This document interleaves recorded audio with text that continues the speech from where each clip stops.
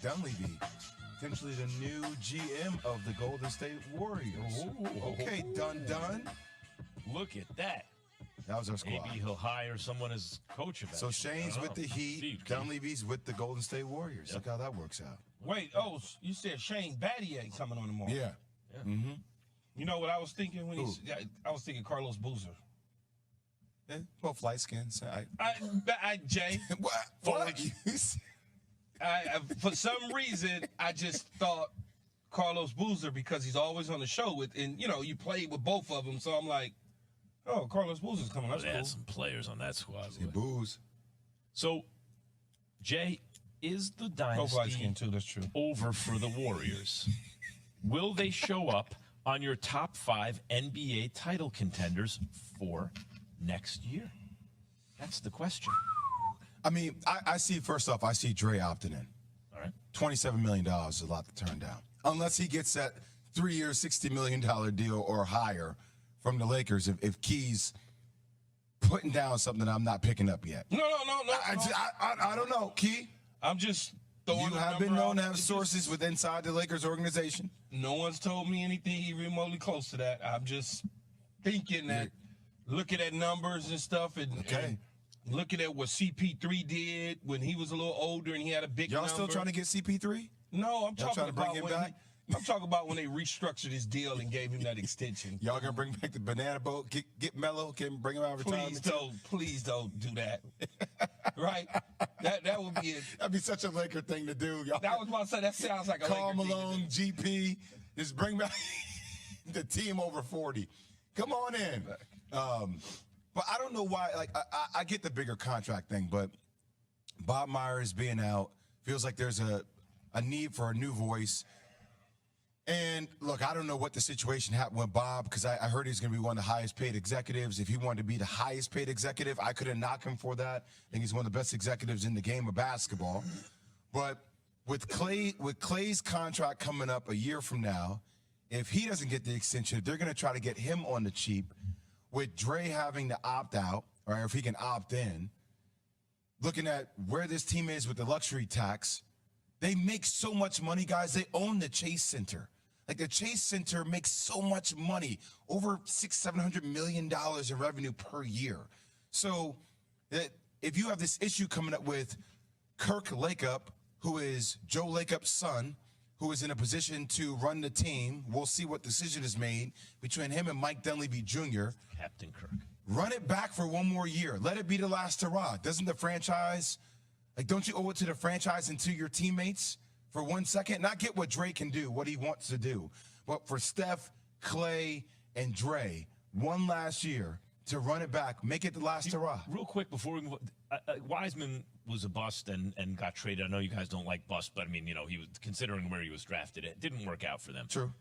Kuminga's still so young. What do you think about it? Like, if something like that were to suddenly, oh, wait a minute, that's the guy they wanted him to become, now things feel different. But the real issue with Myers is he tried to thread that needle. Let's stay good now and build toward the future, like the Packers did with those young receivers, and they weren't able to quite do it. It seems neither was he with the younger players. Sure, I mean, but do you give him credit for Kevon Looney?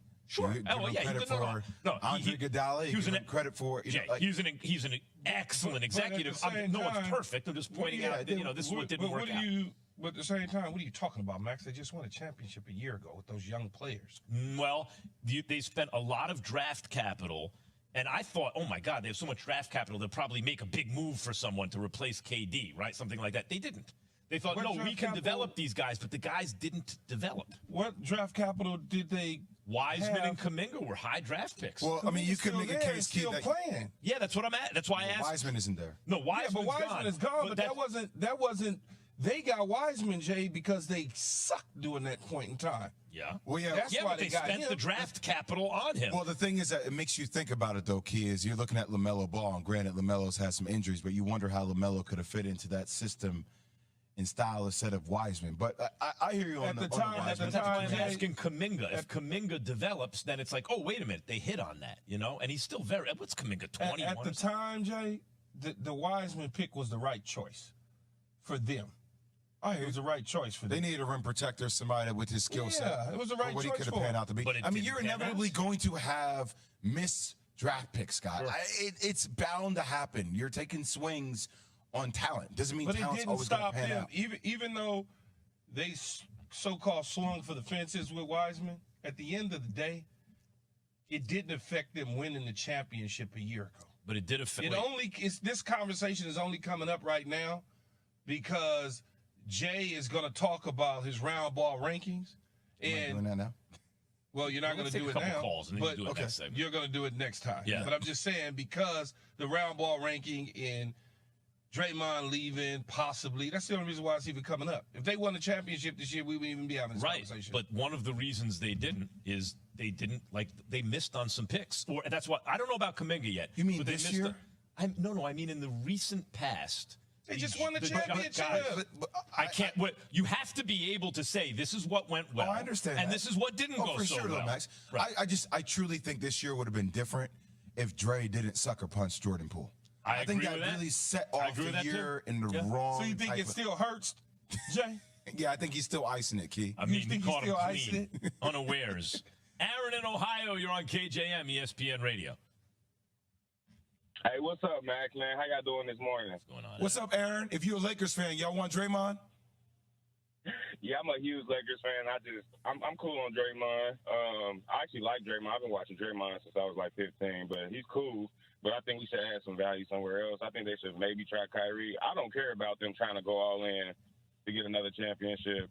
I mean, we waited 10 years to get another ring, so I mean, why not? But as far as Draymond, I'm cool on that. I got one quick question. It's to Max.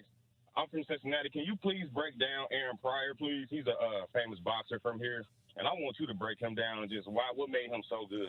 Well, real quick, only because I was asked. Aaron Pryor, the Hawk, was this junior welterweight, really a lightweight who couldn't get fights at lightweight. No one wanted to fight him. This is right after Duran left the division.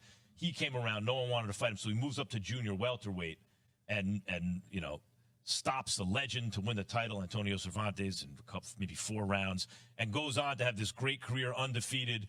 Fights Alexis Arguello in their first fight, was one of the greatest fights of all time. Stops him in the 14th round and beats him, knocks him out in a rematch, and he's on top of the world. He's going to fight Sugar Ray Leonard. He's right there with Leonard and Hearns, those guys, one division below. And then the streets got him, the drugs got him.